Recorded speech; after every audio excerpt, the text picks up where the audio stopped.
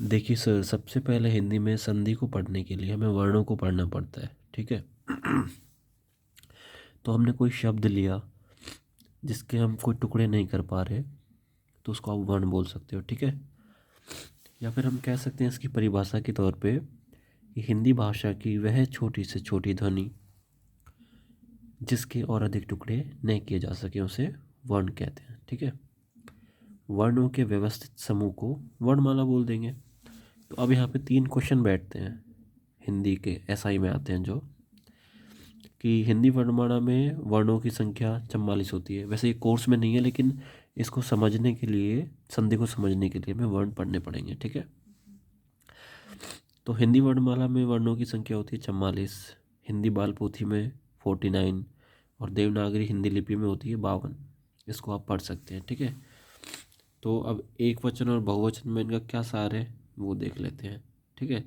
वर्ण एक वचन में हो गया, बहुवचन में वर्णों हो गया, तो इसी प्रकार के इसमें कुछ शब्द आ जाते हैं, ठीक है। अब पढ़ते हैं वर्णों के भेद कितने होते हैं।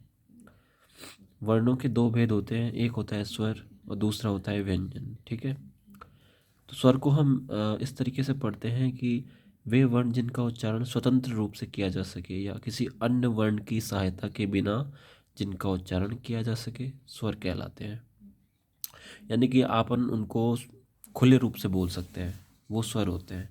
अब देखो, रूप और रूप, ऐसे रूप लिखते हैं ना, तो ये सही रहता है, ये रूप गलत होता है, ठीक है। अब इसमें स्वरों की संख्या कितनी होती है। अब इसमें आपको मैं बताता हूँ कि स्वरों की संख्या कितनी होती है।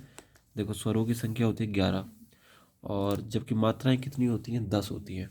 तो सबसे पहला स्वर क्या आता है, ए, आ, ई, छोटी ई, बड़ी ई, छोटा ऊ, बड़ा ऊ, रे, ए, आई, ओ, औ। अब एक चीज़ याद रखना कि ए की कोई मात्रा नहीं होती है, डैश है। आ की मात्रा ये होती है, ई की, छोटी ई की मात्रा ये होती है, बड़ी ई की मात्रा ये, छोटा ऊ, बड़ा ऊ, रे की मात्रा, ए की मात्रा जो इसके ऊपर एक भी मात्रा नहीं है ना, तो इसकी मात्रा एक मात्रा वाली होती है। और आई की मात्रा में 2 मात्राएं आती है, ये आगे संधि में काम आएगा। और ओ की तो एक मात्रा हो गई, औ की वही हो गया।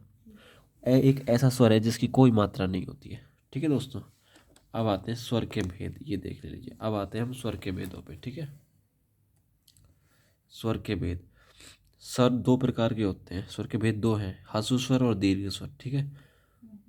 ह्रस्व में तो ए, छोटी ई, छोटा ऊ, रे, 4 होते हैं, इसको लघु मूल रूढ़ बोल सकते हैं। दीर्घ स्वर में होते हैं आ, बड़ी ई, बड़ा ऊ, ए, आई, ओ, औ, 7। गुरु, संधि, यौगिक बोल सकते हैं। अब आते हैं व्यंजन। वे वर्ण जिनका उच्चारण स्वतंत्र रूप से न होकर स्वरों की सहायता से किया जाता है व्यंजन वर्ण कहलाते हैं, ठीक है। और व्यंजन संख्या में कितने होते हैं, 33 होते हैं, 33। इन्हें व्यक्त करने के लिए हलंत का सहारा लेते हैं हम। अब व्यंजन के भेद होते हैं कि 3, एक तो स्पर्श व्यंजन होता है, एक अंतःस्थ व्यंजन होता है, एक ऊष्म व्यंजन होता है। जो स्पर्श व्यंजन होता है वो होता है कै से लेके मैं तक, 25 होते हैं। अंतःस्थ व्यंजन होता है ये, रे, ले, वे, ये 4 होते हैं। हलंत आएंगे इनमें सब में, क्योंकि व्यंजन में हलंत आता है। ऊष्म व्यंजन होता है शे, से, है, ये 4 होते हैं। अब आते हैं स्पर्श व्यंजन क्या होता है। स्पर्श का मतलब होता है छूना। वे वर्ण जिनका उच्चारण करते समय मुख के कोई 2 भाग आपस में एक दूसरे को स्पर्श करते हैं स्पर्श व्यंजन कहलाते हैं। संख्या में 25 होते हैं, जिन्हें 5-5 के वर्गों में बांटा गया है। अब आपको एक इसकी ट्रिक समझाते हैं हम कि इसको कैसे सॉल्व करेंगे, ठीक है। इसकी एक ट्रिक होती है। इस वर्ग, इन वर्गों को लिखते हैं कैसे, कैसे लेके मैं तक था ना वो स्पर्श व्यंजन। तो इसको देखो कैसे लिखेंगे। 1 2 3 4 5 वर्ण बना लो, 5 वर्ग हैं ये। कै, चे, टे, तप, कचट तप लिख दो इनको। क्या लिख देंगे, कचट तप, ठीक है। तो कै वर्ग में आते हैं। संधि के लिए याद करना बहुत ज़रूरी है दोस्तों। कै, खे, गे, घे, डै, ठीक है। चे, छे, जे, जे, अइए, टे, ठे, डे, ढे, णे, ते, थे, दे, धे, ने, पे, फे, बे, भे, में। आपको ये कंठस्थ याद होने चाहिए। कचट तब याद कर लो, और फिर इनके ये वर्ण याद कर लो। 1 2 3 4 5 है। कैसे स्टार्ट हो गया, यहाँ पे कैसे लेके एम तक हो गया ना स्पर्श व्यंजन। जैसा कि आपने इस पे दिखाया था ना कि देखो ये स्पर्श व्यंजन है, कैसे लेके मैं तक है, इसी तरीके से स्पर्श व्यंजन भी याद हो गया। अब व्यंजन को एक तो ऐसे लिखते हैं और एक व्यंजन को ऐसे लिखते हैं, शुद्ध दोनों ही है। कैसे लिख दो, संजय को ऐसे लिख दो या ऐसे लिख दो, और कंचन को ऐसे लिख दो या ऐसे लिख दो, लेकिन ये वाले ज़्यादा सही लगते हैं। ठीक है, ये मैंने लिख रखे हैं कि इन्हें एग्ज़ाम में लिखने पर एग्जामिनर अच्छा समझता है। शुद्ध दोनों है। ठीक है, अब आते हैं अंत्यस्थ व्यंजन। अंत्यस्थ का अर्थ होता है अंदर की ओर या मध्य में रहने वाला। वे वर्ण जिनका उच्चारण करते समय श्वास वायु मुख में अंदर की ओर प्रवेश करती है, अंत्यस्थ व्यंजन कहलाते हैं। संख्या में 4 हैं ये रेलवे में। अब आते हैं ऊष्म व्यंजन। ऊष्म का शाब्दिक अर्थ क्या होता है? गर्म। वे वर्ण जिनका उच्चारण करते समय श्वास या वायु के वाष्प के रूप में बाहर निकलती है, ऊष्म व्यंजन कहलाते हैं। संख्या में 4 होते हैं। शय से है। अब हम पढ़ेंगे संयुक्त व्यंजन। ठीक है, संयुक्त व्यंजन क्या होते हैं? दो व्यंजनों के मेल से बने वर्ण संयुक्त वर्ण कहलाते हैं। देखो इसमें छत्रज्ञ आ गया ना, छत्रज्ञ श्रय, तो क्षय को बोलते हैं कै प्लस शय। त्रय, त्रय में क्या आ रहा है? त्रय नाम में ही है, तेरे त्रय, तेरे त्रय। ज्ञानी को क्या बोलेंगे? जय और अय सेम मिला जुला सा। श्रय, श्रेय रे, शय रे, और इनका शब्द कोश है, ये याद कर लीजिए। और इससे कुछ जुड़े हुए शब्द हैं, संयम, संवाद, संघार वगैरह। अब आ जाते हैं हम दूसरे टॉपिक पे, ये इसके अपवाद वगैरह हो गए। ये देखो सन्यासी को ऐसे लिखते हैं शुद्ध रूप में, सन्यासी को शुद्ध रूप में ऐसे लिखेंगे। अब आते हैं अयोगवाह वर्ण। वे वर्ण जिनका योग न होने पर भी साथ साथ चलते रहते हैं, न तो स्वर होते हैं न व्यंजन होते हैं।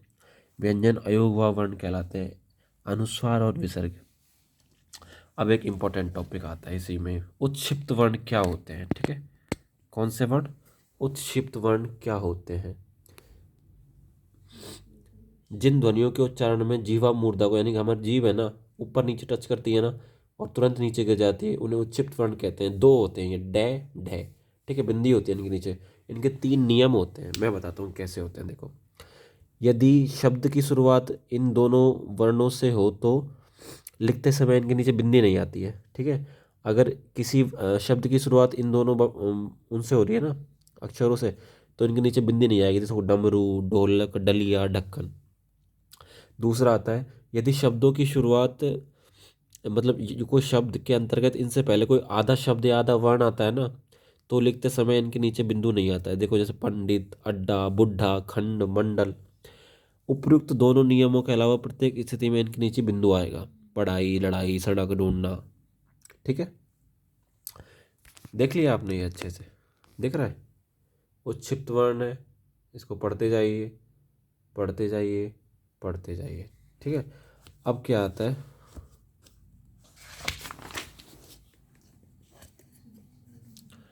अब आता है, देखिए एक नोट आता है, नोट को पढ़ना है हमें, कि उच्छिप्त वर्ण में आधा रे से कोई शब्द शुरू नहीं होता है।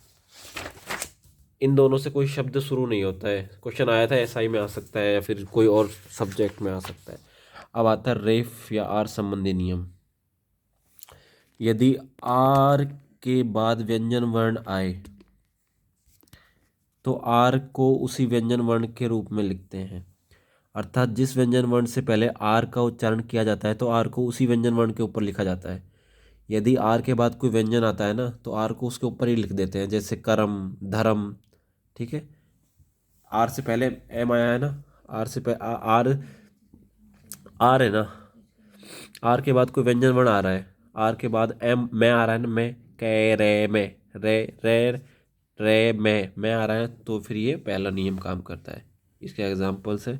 नियम 2, यदि आर से पहले कोई, रे से पहले कोई व्यंजन वर्ण आ रहा है तो उसको मध्य में लिखा जाता है, जैसे प्रभात, प्रेम, प्रकाश। नियम 3,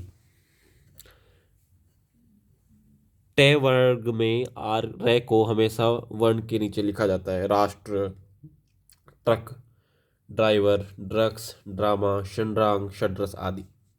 तो ये आपका टॉपिक होता है और आप इसको संधि में उपयोग लेंगे, तो अगली क्लास होगी संधि की। ओके।